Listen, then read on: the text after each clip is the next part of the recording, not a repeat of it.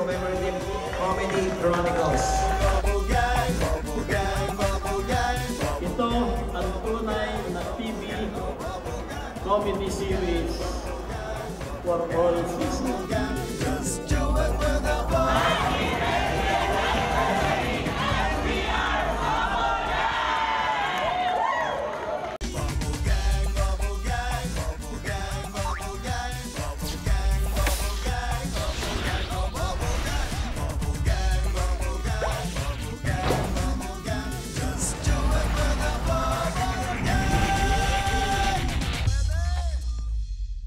Ngayong gabi, ipagdiriwang natin at babalikan natin ang 20 taon ng tawa, halakha, hagik-kik at hagalpak na inihatid nito sa atin.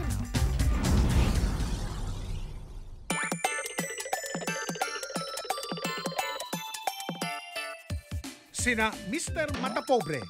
Solusyon sa kahirapan, lahat maging mayaman.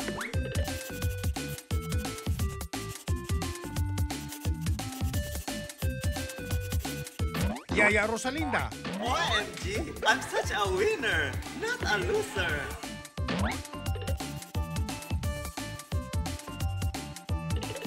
Madam Rocha.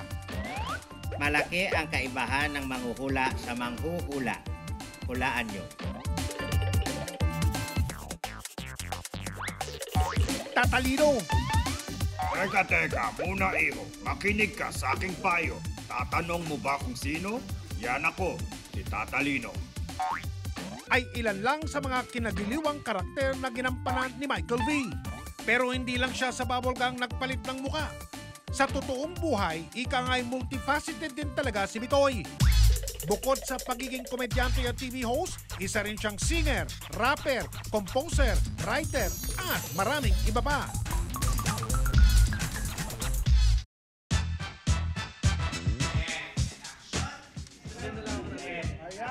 Nakapanayam ni Jessica Soho si Bitoy habang naghahanda sa shoot ng makeup transformation para sa kanyang iba't ibang karakter.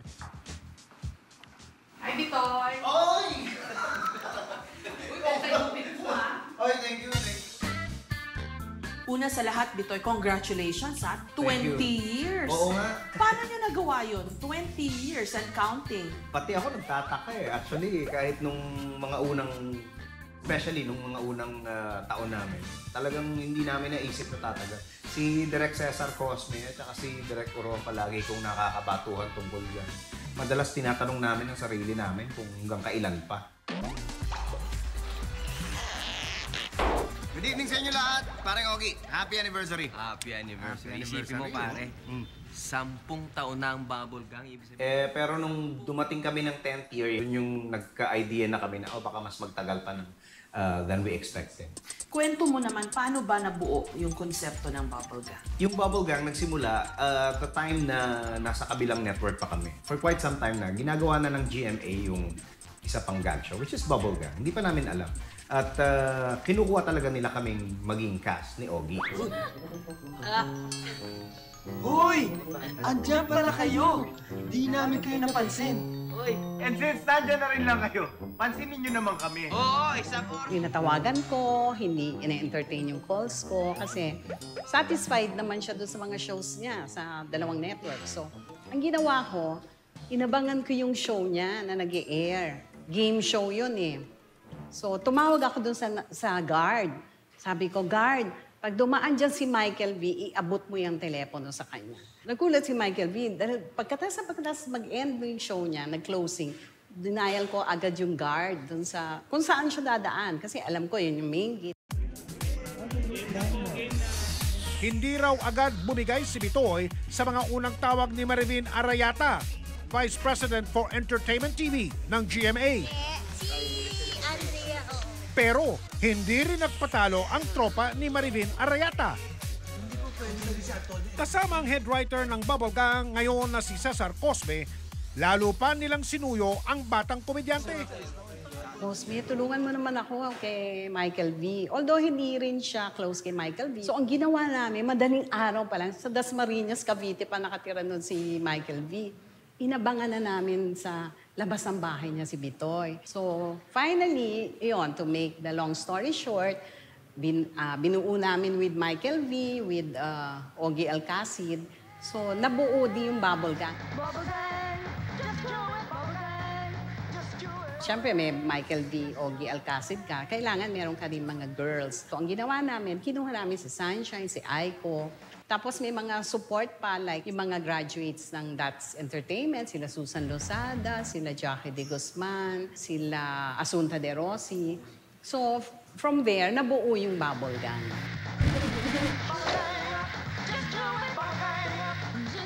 Natatandaan mo pa yung the very first episode ng Bubble Gang? Medyo. Gusto ko mangalimutan. Bakit? Ang hirap. Oh, talaga? Kasi Paano? inumaga kami, gagawin pa lang yung opening. Yung OBB na tinatawag.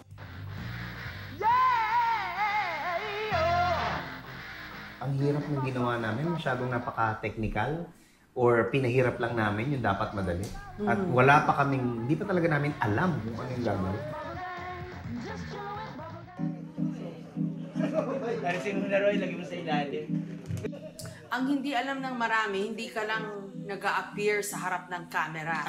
Kasama ka rin sa brains behind Bubble Gang. Oo nga. You are the creative director. Oh, since day one. Ikwento mo naman anong ginagawa nun. May dagdag na TF ba yan, syempre? May konti. Pakain. Bilang creative director, ako yung in charge sa pagka-quality control ng buong show. Kung tama ba yung flavor, kung papasang Bubble Gang itong sketch na to, itong gag na to, itong segment na to. Sino si Tata Lino? Si Tata Lino ay isang ermitanyo sa malayong kagubatan. Doon ka sa kanya lalapit at bibigyan kanya ng advice. Eh, bakit po ba may mga nangingilam at nangingimakas sa akin mga tao na nagko-comment pa? Ganun hindi ko naman sila kilala. Alam mo, Kapredi, hindi lang nila matanggap na ang nagpasikat ng anak, mas bata pa sa anak ang naging kabiyak. Si Don Miguel. Si Don Miguel de Ayala Bang. Ba? Yun ang pangalan niya. Isa siya sa mga character sa Muchas Grasas. Hey! Stop the meaning of this! Ito ay isang parang soap opera na ginawa namin sa Bubble Gang, within Bubble Gang. Yung mga mahihirap, mga galit sila sa mayayaman. So, kumbaga inilagay namin yung audience dun sa mata ng mga taong grasa at kung ano ang tingin nila sa mundo ng mayayaman. Eto na mga kaibigan, nag-aasim na sumbong. Sumbong ito ng isang bakasyonista na nirereklamo ang mga babaeng nagpupunta sa beach, nagtutupis, pero ayaw namang maarawan. Langhapin natin ang sumbong na yan. Si Bongbong. Si Bonggang-Bonggang Bongbong ay isang parang host siya ng isang show kung saan lagi siyang namumuna. Parang pinalalabas na kasalanan ng mga lalaki dahil tingin sila ng tingin. Kaya binabalaan ko yung mga babae. Kung ayaw masilipan, huwag kayo magsuot ng maiksi. Suot kayo ng suot. Tapos conscious naman kayo. Marami kasing mga Pilipino ang kung ano-ano ang ginagawa na kumbaga ay nakakainis para sa kanya. Meron tayong MTRCB, Meron. di ba? May self-regulation ng network. Yes. So, mindful ba kayo doon? Yes. Lagi naming sinasagad talaga. Ito pong talong, lagi na lang pong nadidikit sa kabastusan. Di po ba? Mas nagiging matindi yung pag-iisip nila ng kabastusan pag itong talong, nadidikit sa pechay. O isa pa itong gulay na napakasustansya. Kumbaga, kung ito yung line, halos nakadikit na yung paa namin. Oh, pwede ba to? Pwede ba to? Pwede ba to? Hanggang kaya. Hanggang...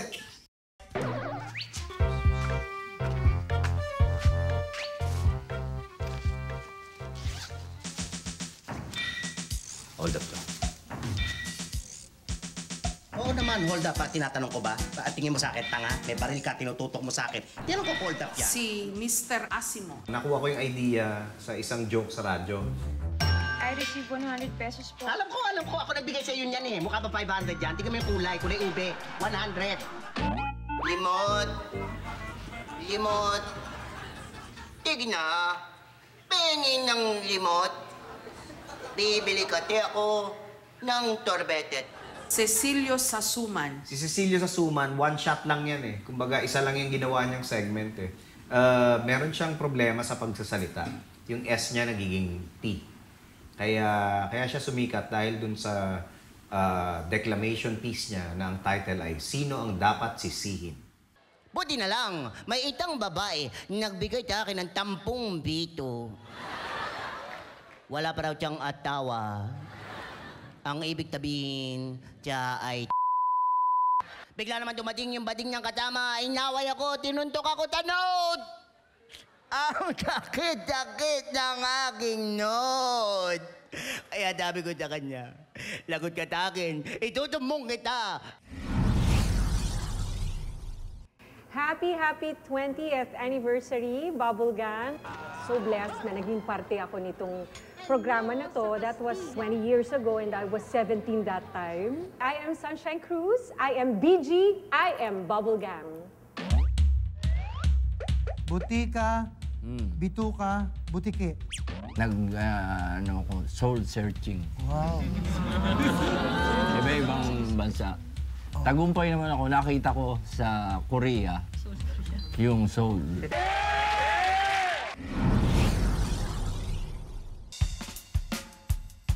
Pinakistala at charcoal, nagkahiwa-hiwalay na naman kami.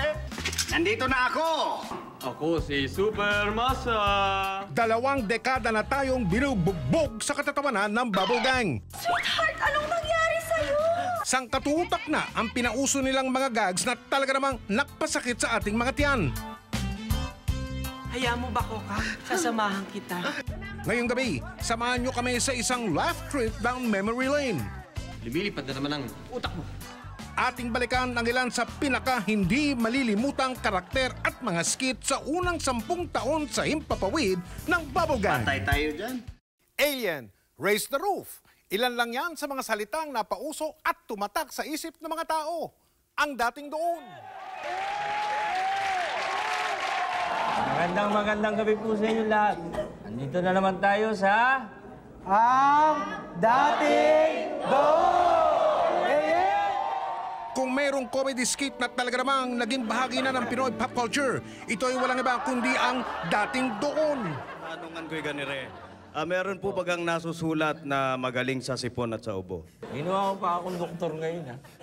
Ang mga utak sa likod ng patok na segment na ito, ang mga writer ng Bubble Gang noon na sina Isko Salvador, Direk Cesar Cosme at Chito Francisco. Everybody, dalandan. Nung minsan, pinapanood si Brother Eli. Sa isang, sabi ko, panoorin niyo si nakakatawa. Yan, pinanood nila.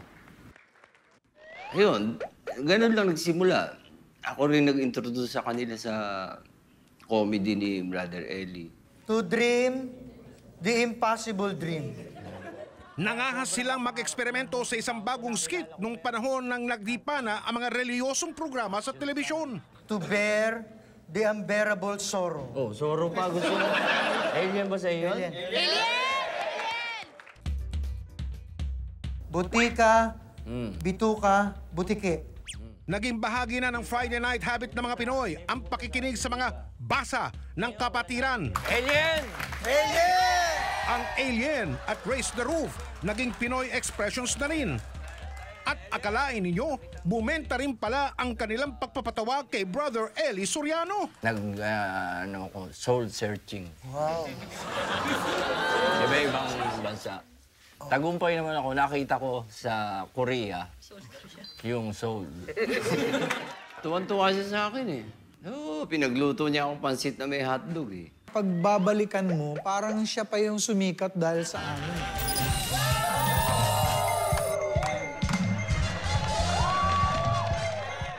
Hanggang ngayon, bentang-benta pa rin ang mga kwelang pangaral ni na Brad Pitt, Brother Willie at Brother Josel maging sa bagong henerasyon. Brad Pitt, ano nga yung natutunan natin po? Italian word for favorite? Favorite? Pavarotti. Pavarotti. Ano paborito mong pagkain? Paano nga ba nila nahuhuli at napapanatili ang interes ng mga manunood? May lalim naman kahit puro kalokohan. Nabigyan nga namin ng meaning yung mga meaningless nursery rhymes eh. Mayaman ba o mahirap si Jack? Si Jack? Mayaman si Jack. Basa. Jack and Jill went up the hill to get a pail of water. Jack fell down and broke his crown. Background, corona. Ibig sabihin, ang tatay ni Jack ay hari. So, prinsipe si Jack. Pero naubos na kasi yung main ingredient ng ADD, which is nursery rhymes and songs. Evolve na rin yung less of the basa na and more of mga maling terms, minsan interpretation of names. Baka mayaman ito eh. Mayaman. Mayaman. Mayaman. Italian. In Italy, Ferrari. Ferrari, mayaman. Mayaman, Ferrari. Yung ano po, Yagit. Yagit, Ducati. Kailangan patuloy ka na tumeterno kung ano nangyayari. Nag-laptop na, di ba? Hindi na phone-in questions, may nag-tweet, parang mga ganun. Pero alam nyo ba na malaking bahagi pala ng mga binibitiwan nilang mga linya ay mga adlib? Tamang-tama, ikaw ang magbubukas ng ating tanungan ngayon. Ganun po? Salamat po. Dahil ikaw ay isang pinto. Sa paglipas ng panahon, dumami ang mistulang naging deboto ng ang dating doon. At dumating pa sa punto na dinaragsa ang set ng Bubble Gang ng mga fans at maging ng malalaking pangalan sa showbiz para makiwagay-huway sa tema ng Voltes 5. Apelido ni Scooby-Doo. Si Scooby-Doo. Scooby-Doo, bidu-bidu.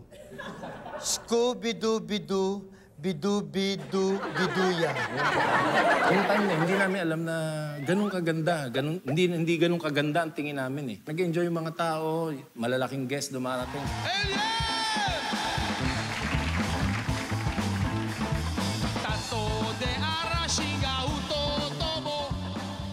Pati yung mga sikat na banda, napapakanta namin ng Voltes 5. Nagustuhan nila, kaya tinuloy-tuloy lang namin. Susunod naman natin magtatanong, Sino? si Brother Josel.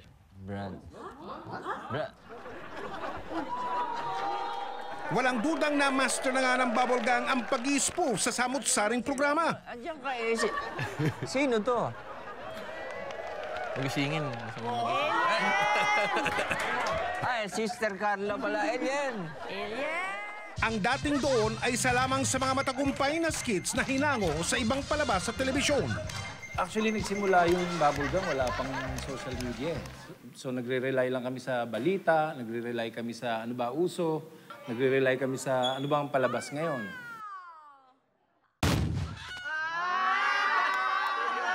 Mga soap opera, yung mga commercial na gumawa kami ng maraming spoof nun. Since the beginning, meron kami mga spoof talaga. Ito naman sa paborito kong anak. Paano po? Ingat. Okay, sex bumper. Need some dancer. At sino ba namang makakalimot sa game show skit na yabang o pangit? At babes, nagsisimula sa B. Yes. Butong pakpakwan. Sorry.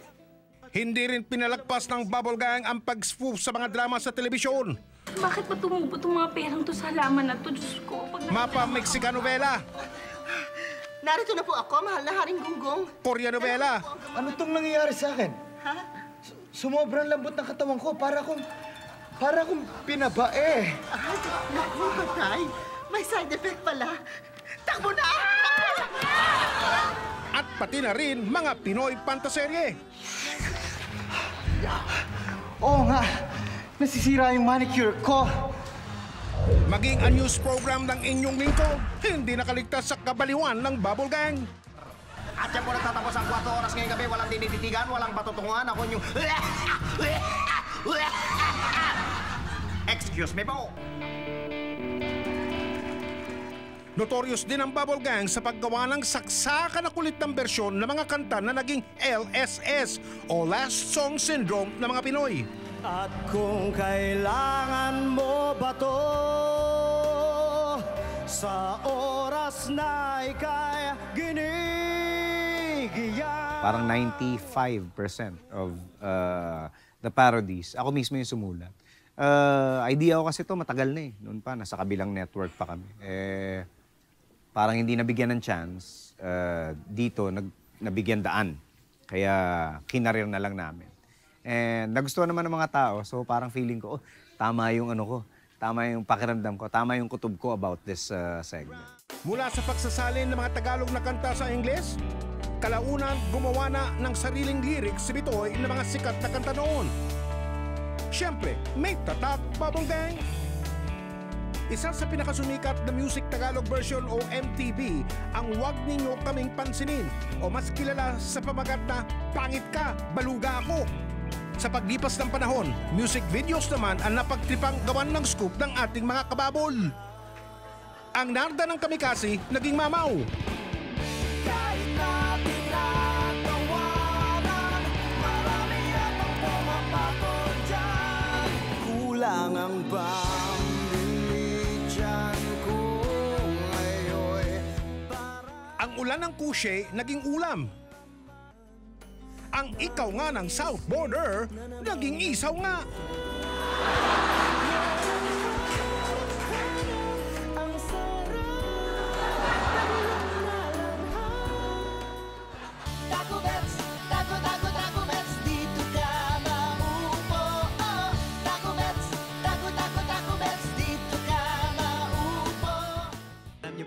Marami ring ginawa na agaw eksenang covers ang grupo ng mga naggagandahang lalaking ito na kung tawagin ay sex balls.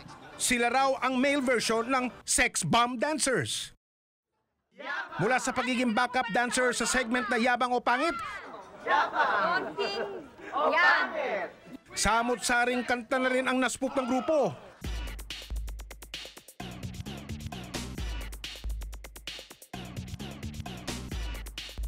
Sex balls yan kasi marami naming napakinabangan. So kahit saan kami pumunta dati, Japan, US, Dubai, alam ko kada out of the country namin nagagamit namin yun. So parang tumatak din sa amin yung sex balls hanggang ngayon. Pag may nakakakita sa akin, sex balls pa rin yung tawag.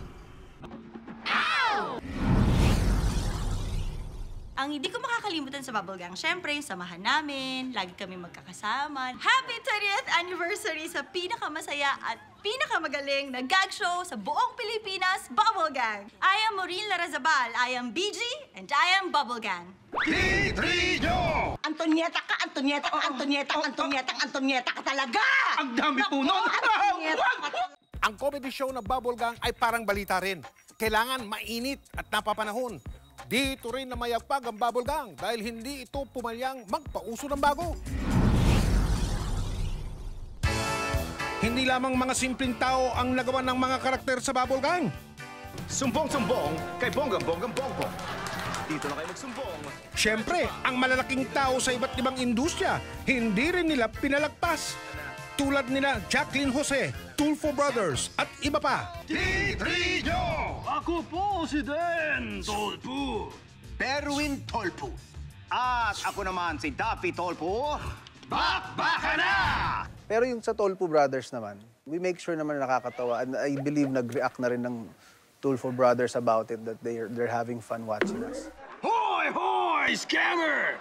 Huwag ka nang mag-deny dahil nandito yung nagoyo mo si Miss Melody Briones. Kami pa hinamon mo, ha? Kami hinamon mo. Kailan ka harap dito? Hindi! Pinakaabangan din ang pagmamaasim ng isang donyang galit na galit sa OA na pagdadrama. Siya si Antonieta na ginaganapan naman ni Betong.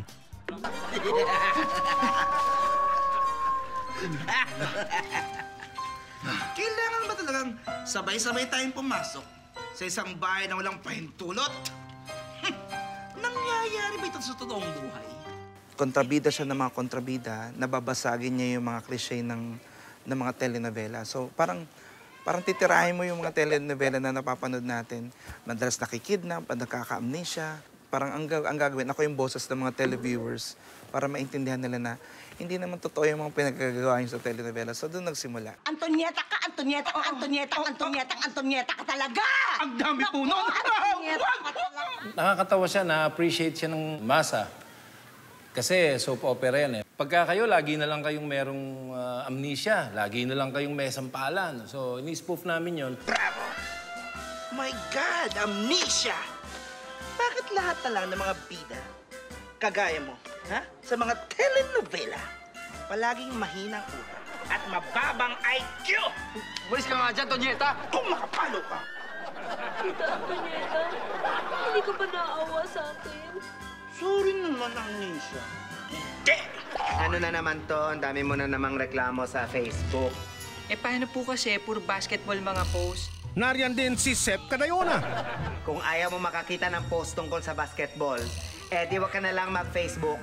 Daktakan kita sa mukha dyan, makita mo. Nung sumali ako ng Starstruck, yun yung mga kinagulat sa akin yung mga kumukuha. Kasi tinatanong nila usually parang, oh, anong gusto mo? Do you wanna be the next leading man? Ganyan. Sabi ko, bubble gum. Lahat sila. Ha? Nakalimutan ko pala yung wallet ko. Gayahin mo naman ako, Han. Yung wallet ko, lagi ko nilalagay sa pantalong ko. Naiwan ko yung pantalong ko. Sorry.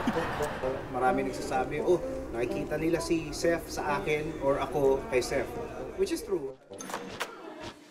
Naglalaro ka na naman ng Flappy Bird, ha? Oh, edi may natutunan ako sa paglalaro ko. Galing ko umiwas, di ba? Ah, ganun ah. Kung maraming napauso at napasikat ang bubble gang noon, meron din namang pagkakataon na ang dati ng sikat ay lalo pang sumikat dahil dito. Tulad na lamang ng mga online at YouTube sensations. Bago pa man magkaroon ng Yaya Dab o Aldab, nariyan na ang Moy Moy Palaboy.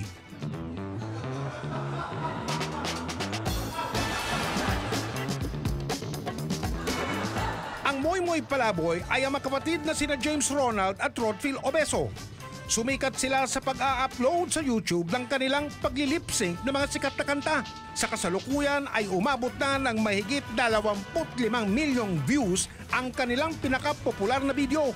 Kami nagsimula po sa YouTube. Tapos nag-sign up kami as Moy Moy Palaboy. And hindi namin sinasadyang mapansin din pala yun noon. At yun, kinuha na nga po kami ng Bubble Gang. May nag-email po sa akin from Bubble Gang. So, nung una, hindi pa kami naniwala. Kasi biglang, ang bilis eh. Tapos yun, nung sabi namin, wala namang wala, sige, puntahan natin. Nung pumunta nga kami dun sa studio ng Bubble Gang. So, totoo nga. So, yun, nakakatuwa. Hanggang ngayon, part pa rin kami. Tsaka nung time na yun na yung nag-i-start na yung internet. Yun na yung parang bagong alternative na pinagkukunan ng entertainment ng mga tao. Ang hindi alam na nakakarami, bahagi na rin ng writer's pool o ng grupo ng manunulat si Rodfield. Nagbibigay lang ako ng mga ideas ng mga pwedeng gamitin for scripts, gano'n. Tapos, by accident rin eh. Sinubukan lang din ako ni Direk Cosme. So yun, nagtuloy-tuloy na. Sobrang saya lang na nakakamiss silang lahat. Nakakamiss yung show pag pinanood mo ngayon. Masaya ako na naging parte ako ng Bubble Gang. Napakalaki ng naitulong ng Bubble Gang sa akin. Congratulations! Happy anniversary! I am Sherilyn Reyes Tan. I am BG. I am Bubble Gang. Bidangin niyo ang mga chenes na julaban, okay? Go for the gold! Go for the highest level, mga friendship. Go lang, go lalo, mga churba. Kaber lang, okay? Oh, tara, group hug, mga mare. Ang mga patawan ng Bubble Gang ay sumasalamin sa buhay ng mga Pilipino. Kung ano man ang kinahuhumalingan ng mga mamamayan, asahang gagawan na nakatutuwang joke o gag o skit ng Bubble Gang. Tambay sa looban. Pero ang pagsalamin, minsan nangyayari rin ng pabaliktad. Nangyayaring ang Bubble Gang rin naman ang pinagkukunan ng inspirasyon ng mga manunood nito. Nag-immersion ako na hindi nila alam. Sumasama ako sa mga staff, pupunta ako sa neighborhood nila. Ay, ko lang magpapit. Adyan. Thank you, sir. Come again. Come again talaga? Matapos mo kabalahin, papabalikin mo ako? Hiyang-hiya naman ako sa inyo, no? Ang komedya o humor, kaakibat ng araw ng totoong buhay, lalo na sa ating mga Pilipino. Kung titignan natin itong mababaw o pang-aliw lamang, may higit na malalim pa raw itong puwang na pinupunan sa buhay ng bawat isa. Alam naman natin ang bansa natin ay dumaranas ng kahirapan, maraming mga problema. Ang comedy ay isang adaptive mechanism para makaangkop sa ganitong kahirapan.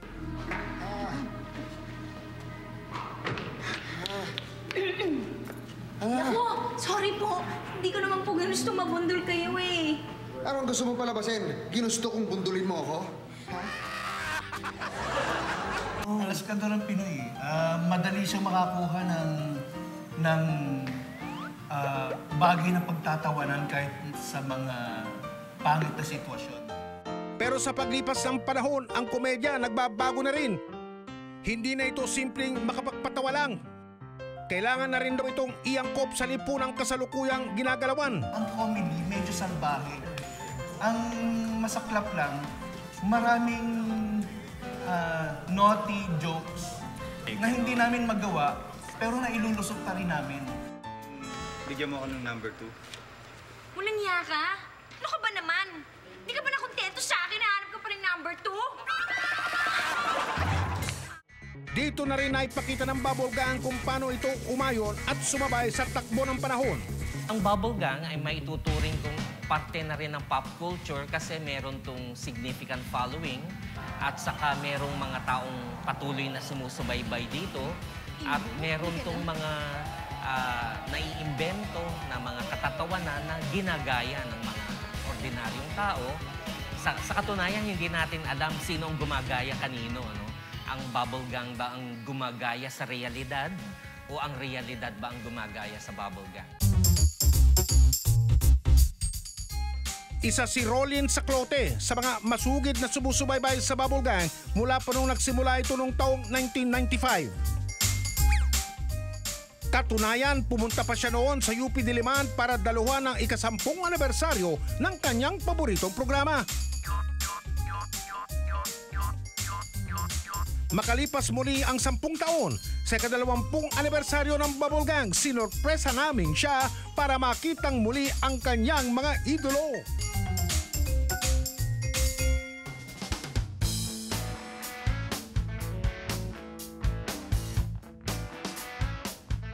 Masaya, nakaka-excite, natuwa ako.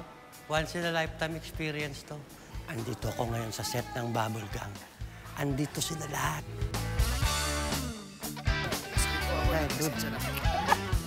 Tutuwa ako. Wala nang pagsidlan ng tuwa si Rolin, lalo na nang makausap na niya ang pinaka-idolo niyang si Michael V. Ako. Rolin, kumpleto ka talaga, ha? Oo, matagal na to. Sa UP. Sinisikmura talaga ako. Kasi hindi ko alam kung nasobrahan ako sa excitement eh. Lalo na lumit ko si Bitoy. Dream come true para sa isang fan na makasama sa Bubble Gang. Pero meron ding mga hindi sinasadyang sumikat na dati nang nasa likod lang ng kamera. Tulungan niyo po ako. Nawawala po ako. Nawawala ka? Palagay ko hindi ka nawawala eh. Ano pong ibig niyong sabihin? Tsura mo, palagay ko sadyang iwinala ka ng magulang mo. Nag-start ako as PA 20 years ago. So mula nung nag-umpisa yung Bubble Gang, kasali na ako. May mga sketches silang ginagawa na hindi bagay sa mga artista kasi magaganda sila. Alam mo, pag kaharap kita, binabangungot ako. Meron silang pinagawa na parang sketch na tungkol sa mga gay lingo. Yung boses ko yata iba. Bindangin niyo ang mga chenes na julaban, okay? Go for the gold! Go for the highest level, mga friendship. Go lang, go lalo, mga churba. Kabar lang, okay? Tara, group hug, mga mare. Bali, naging ko yung respect from other people. Kasi dati, ang ano lang nila is parang bakla lang, di ba? Yung mga tao, bakla, di ba? Ganun. Pero ngayon, hindi na. Ay, hindi lang pala basta siya bakla. Yung mga ganun. So, may mga tumatawag na sa akin, Boss Diego. Dahil sa Bubble Gang. Agos de Pachenes, ang pababaslumin. Pa-frontal sa altar at pa-beauty pa rin. At sa kararampa ng pakendeng-kendeng. Sabi nga, ang kagandahan ay wala sa panlabas, kundi na kay Diego lang. At least, tulad ni Diego, aksidente lang din ang pagkadiskubre kay Maika. Naging PA ako sa isang artista. So, si Miss Jan, sabi sa akin na kung pwede daw akong mag-extra. So bumalik ako ng Monday, taping ng Bubble Gang, tapos di ko sa katakalain na script agad na binigay sa akin. On the spot. Mama! Tulungan niyo po ako, nawawala po ko. Ako, Iha. Palagay ko nawawala ka nga. Hindi kita makita eh. Asa mo umiiyak na yun? So hindi ko naman sukat akalain na yun, na bang nakakapagpasaya pala ako ng tao, na nakakatawa pala yung mga ginagawa ko, pero sa sarili ko parang hindi. May nakita po akong sign sa labas ng opisina at ang nagalagay, kailangan with pleasing personality. Pumasok lang po ako at wala akong sinabi, kundi, please, sige na, please, tanggapin niyo na ako. Mga ordinaryong tao na sa iba't ibang paraan ay nabago ang buhay dahil sa Bubble Gang. Sa nakalipas na 20 taon, patuloy pa itong nadaragdagan. Good luck for the next 20 years. Kahit ugod-ugod na, magpatawa pa rin. Ito po si Alma Concepcion. I am BG, I am Bubble Gang. Sino madalas late? Si Rufo May at saka si Boy 2.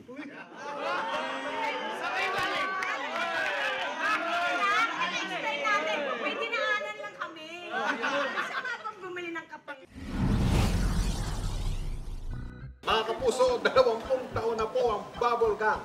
At ilang mga miyembro na po ang dumating at umalis. Pero ganun pa rin po ang saya at tawanan sa harap ng kamera. Pero paano kaya sila pag sumigaw na po yung direktor ng cut? O kaya pag yung camera hindi na ikangay rolling? Kasama natin ngayon yung mga nakaraan at kasalukuyang cast ng Bubble Gang. Pantuhan lang po ito, mga kapuso. Sino ang kailangan ng matinding alalay sa mga eksena? Halimbawa, yung katulad ko na paminsan-minsan nabubulol, nakakalimutan yung linya. Ayan. Sino? Pag umaabot ka ng mga alas 2 sa umaga, kahit si Bitoy kung minsan, kailangan na magkape, otherwise nagkasabit-sabit na rin yan. Sa mga 12 direct, lumalabas yung pagkatao lang. Oo, pagkatao lang. Kasi kailangan mo ng energy para sa comedy. Pag nauubos, yun. Oo, ito na. Hindi, joke niya lang yun. Joke niya yun. Hindi niya alam yun, tulog na siya.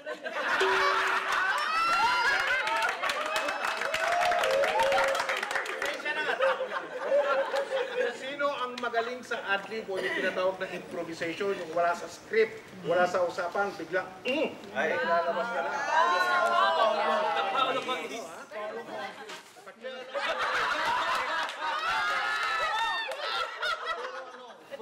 Puro kabastos. Ay, sample. Sample. Pero po, hihira po ako magbastos. Sino sa inyo ang madalas inaasar at sino ang madalas nang-aasar? Teka, sandali. Original na palagi inaasar si Asunta. Bakit sila? Love team. Oo, nag-umpisa kasi yun sa tuksuhan. I was parang mga 13. Gano'n, syempre naman pag gano'n ka pa, mabilis mapikon. Ayoko talaga na pinutukso ako sa guy. So, inaasar ka, talagang naaasar ka? Umiiyak ako, at saka nakahog yung taping. Ano yung lagi niya sinasabi? Yung ngayon, parang si Betong na yung palaging tampulan ng... Ang inaasar niyo? Dahil mas bagay sa kanya yung, ang pangit-pangit.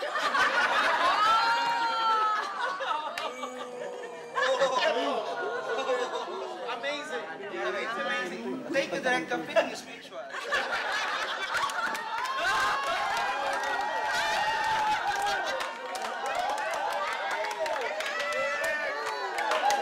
Sino ang pinaka nang-aasar naman? Ikaw magsabi ko sino nang-aasar sa'yo. Betong? Si Sir. Si Sir pala. Ala, iyak na yan. Una. Umiyak ka malalim. Umiyak ka malalim. Kaya ba yan? We'll be right back. Bakit paborito ka nilang bugbugin? Meron ka bang ginagawa? Agabol kasi si Webeto. Fluffy. Agabol. Hindi ko rin maintenance, sir. May gusto nga pong kausapin yung mga magulang ko. Meron bang mga dating o kasalukuyang mga original o mas batikan sa mga cast members na namimiss mong makatrabaho sa Bubble Gang? O ex-member ng cast? Actually, namimiss ko. Ex-member. Yan, si Ogie, si Bitoy, tapos... Para si Ogie, lahat namimiss nyo. Kasi ex-member eh. O kaya nga. Diba? Sabi naman. Hindi, pero yung group namin, yung naabutan ko, yun yung namimiss ko. Yun. Kasi sila Antonio, si Wendell. Si Wendell, si Ogie, syempre si Bitoy. Orin. Mga daily. Ano nga ba yun? Asunta. Nakaka-ano ko kasi 13 years na rin ako wala sa show. But ang maganda niyan, na-maintain ko pa rin naman yung friendship, lalo na sa staff. Kasi hindi lang naman yung cast na naging family ko, pati staff na naging close din pati sa nanay ko. Magbibigay ako ng mga, mabilisan to ng mga tanong. Okay? Tapos sasabihin nyo kung sinong miyembro ng cast ang unang pumapasok sa isip nyo. Di ba kami mapapahamak niya? Sino ang pinakamahirap i-direct? Pinakamahirap? I-direct sa kanila.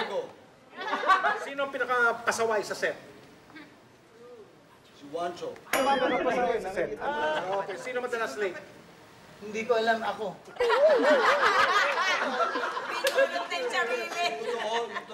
Totoo naman, syempre direct. Si Rufo May at saka si Boy 2.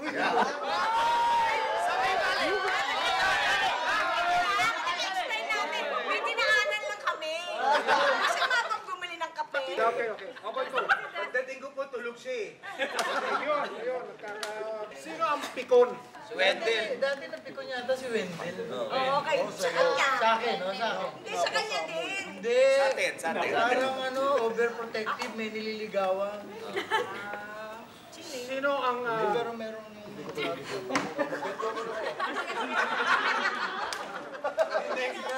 Tama. Kasali pa rin kayo dito. Sino ang hindi nagbabasa ng script, pero pag nag-adlib, swak naman.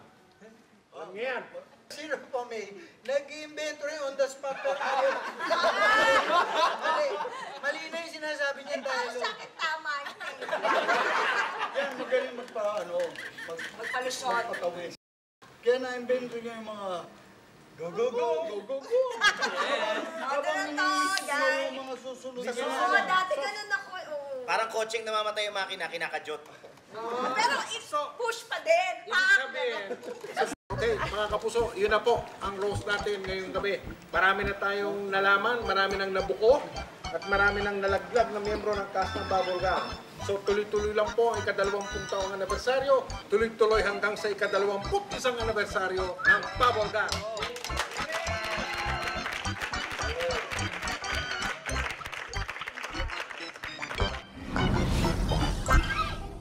Yung mga fans, pag tinatanong ka, ba't ka kasi umalis sa Bubble Gang? Di ka namimiss ka na namin tuloy sa Ano programa. sinasagot Ano ko? sinasagot mo? I have to honor my commitment.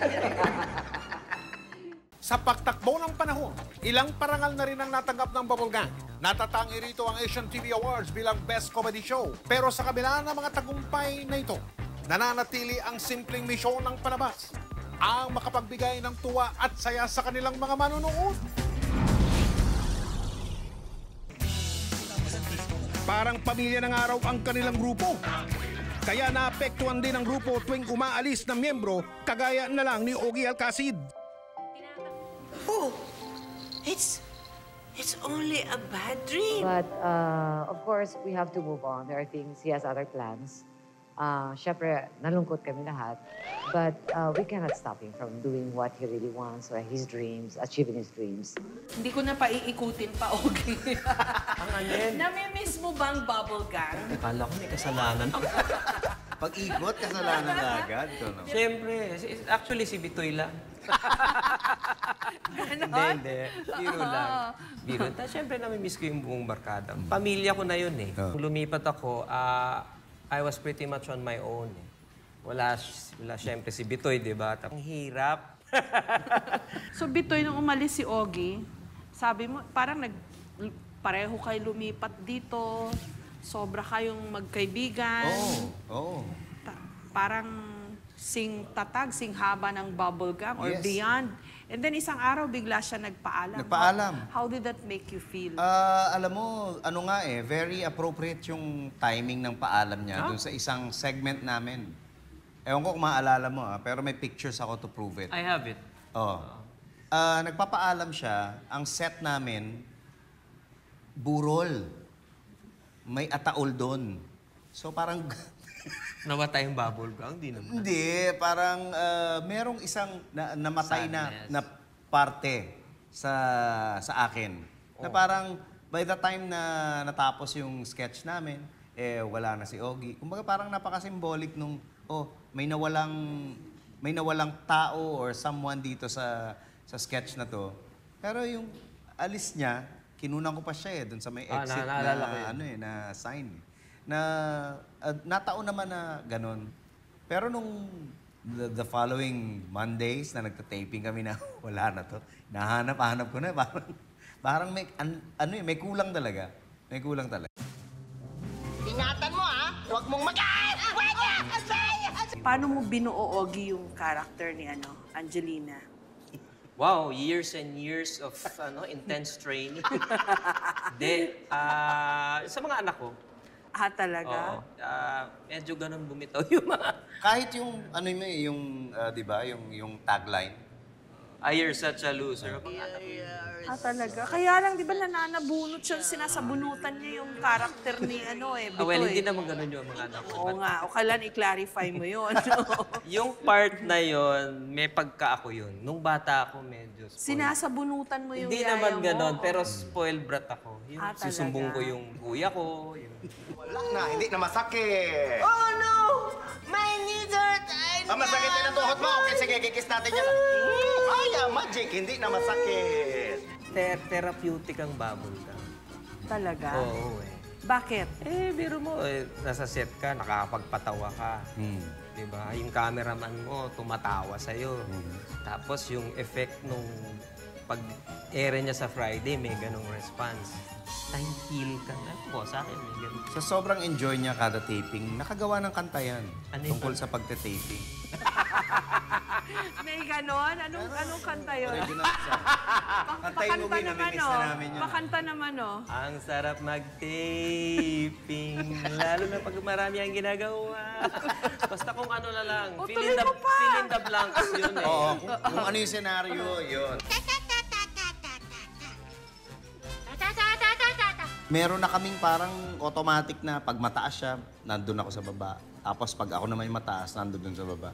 Masyado namin kilala isa't isa. Alam namin yung metro nung humor namin. So, although lagi nilang sinasabi yung jokes ko, hindi masasakyan ng... Highbrow. Masyadong highbrow daw. So, pag ako nag-joke, wag yan. Hindi matatawa masa niya.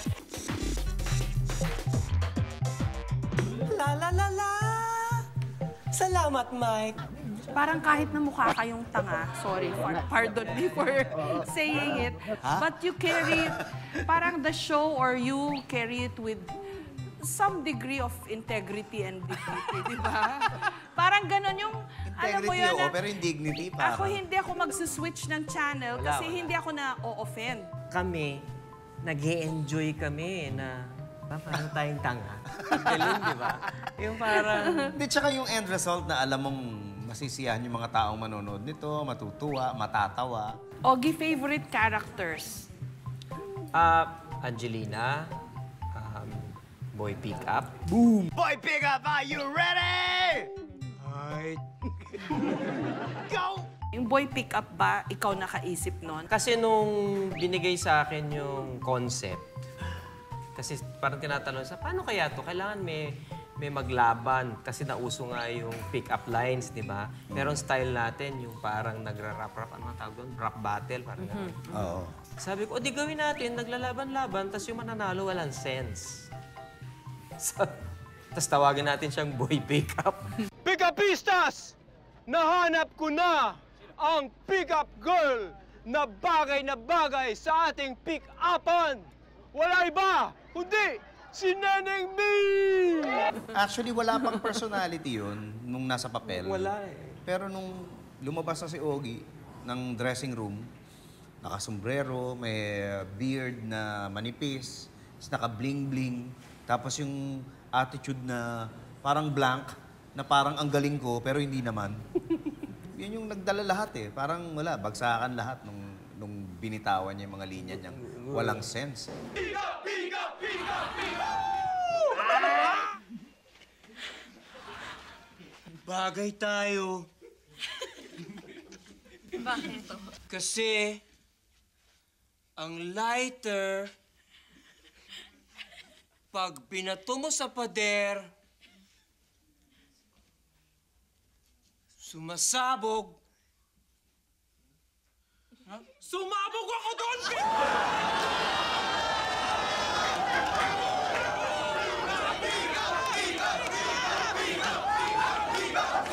Natawa ka nung naalala mo. Parang nasaniban lang ako. Yung mga fans, pag tinatanong ka, o ba't ka kasi umalis sa Bubblegang? Di ka namimiss ka na namin tuloy sa Ano programa. sinasagot ko? Ano sinasagot mo? I have to honor my commitment. It just goes to show, talagang, hindi mo mayaalis sa akin yung Bubblegang at yung Bubble. Oh, you cannot take away Bubblegang away from me.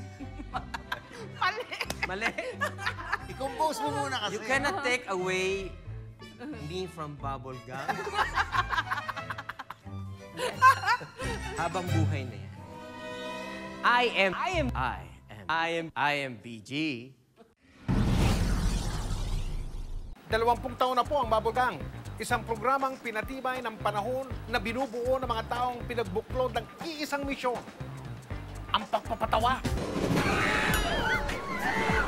Actually, ito po yung entry level namin, pero I would suggest doon na po tayo sa top of the line. Yan po ang top of the line na SUV namin, ang sidecar utility vehicle.